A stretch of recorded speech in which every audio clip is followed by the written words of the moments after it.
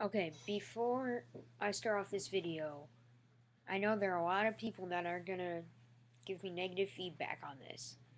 Oh, the Attitude Era was the best. Oh, the best in WWE. Thumbs down, thumbs down, thumbs up. I get that. Now, before you guys do that, this.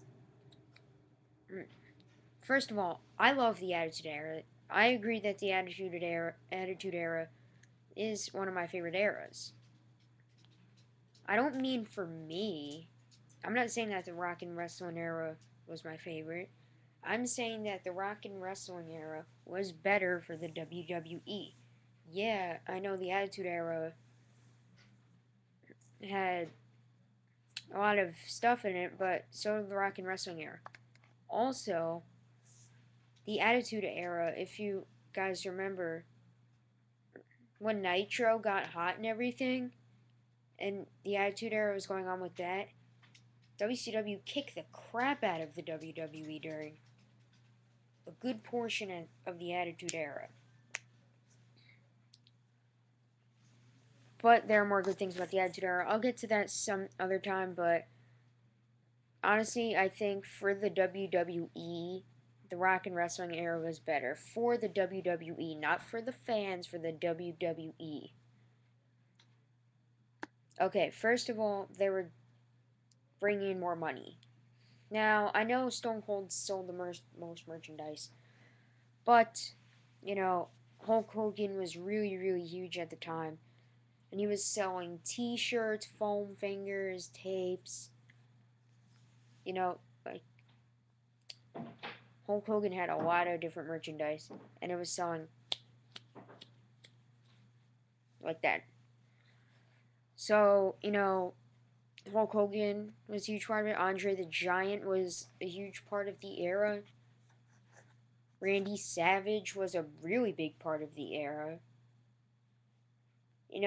And there were so many characters that everybody could relate to. Big Boss Man was a police officer.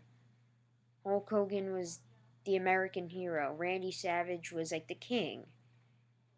Let me think. Who else was there? Jake the Snake Roberts was the snake guy. Ted DiBiase was the millionaire. There were so many gimmicks that people could relate to. But when the Attitude Era came, there weren't as many gimmicks anymore.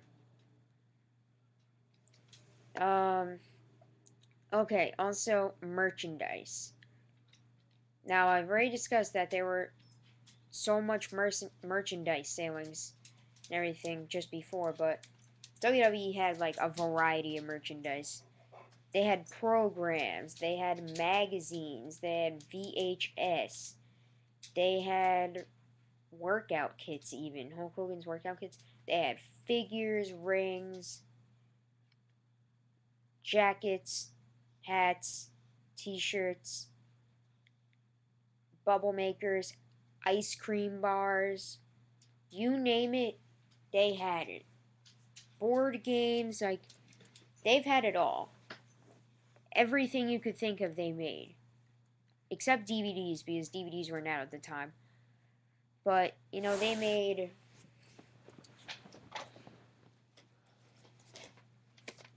I know this isn't a tape from the Rock and Wrestling era, but they made VHSs. They made programs. They just had it all.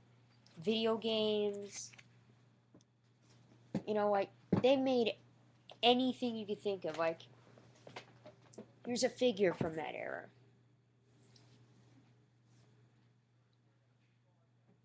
So, they had it all for merchandise. Um, Also, the WWF had pretty good stars. I discussed the gimmicks, but I mean, let's think. They had great talent back then. They didn't have extremely great talent back in the Attitude Era. They had They had a lot of really good talent in the 80s. Like, they had Hogan. Like, these gimmicks developed the superstar. Like, Andre the Giant was. Hogan was great in the ring. Flair was great in the ring. Slaughter was great in the ring. Ultimate Warrior was great in the ring. Andre the Giant was decent in the ring. Big Boss Man was good in the ring. Like,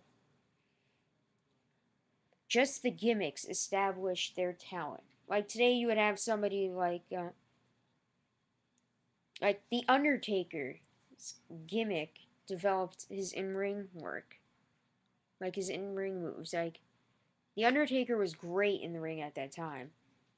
But I mean, The Undertaker's starting to die down now. Like, there are good gimmicks out there, like the Triple H gimmick, and he can work good in the ring, but just not as great. Like, um, like Shawn Michaels was in the Rock and Wrestling era, and he did great. Yeah, he may have been like he was Intercontinental Champion and Tag Team Champion back then. Bret Hart. They called him the submission specialist, and he was the submission specialist. Plus, they had so many great tag teams. I mean, the Attitude Era, they had good tag teams, but they had great tag teams back in the Rock and Wrestling era. They had the Mega Powers, Powers of Pain, Demolition, Money Inc. I mean, the list just goes on and on of all the great teams at the time. Oh, yeah, the Rockers, the Howard Foundation. Just crazy how many great teams they had with great gimmicks and great in ring skills. Plus, they had the managers. I mean, they had managers in the Attitude Era, but, you know, they had more managers back then. And the managers could really relate. Like Jimmy Hart, Sherry Martel, Mr. Fuji, Bobby Heenan, Paul Bearer, Virgil was even a manager. It's just fantastic. Like, personally, I think the Rock and Wrestling era was better for the WWF back then than the Attitude Era. But the Attitude Era is obviously everybody's favorite era, my favorite era. But the Rock and Wrestling era was better for the WWE. Thanks for watching.